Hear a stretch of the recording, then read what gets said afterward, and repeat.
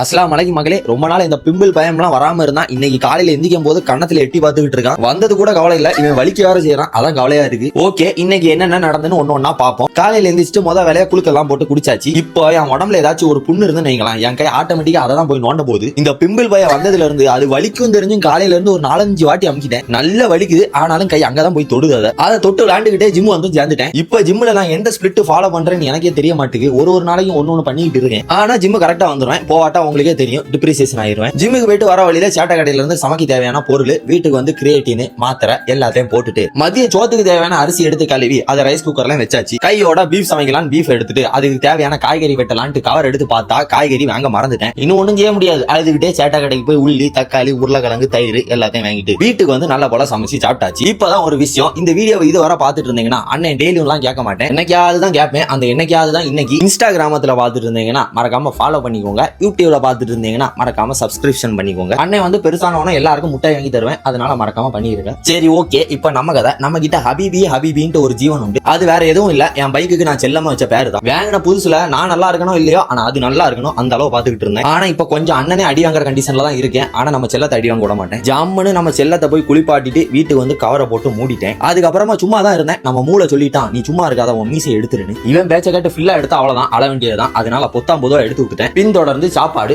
சாப்பிட்டுட்டு ஒழுக்கமா நாளை முடிச்சுக்கிறேன். நீங்களும் ஒழுக்கமா இருங்க.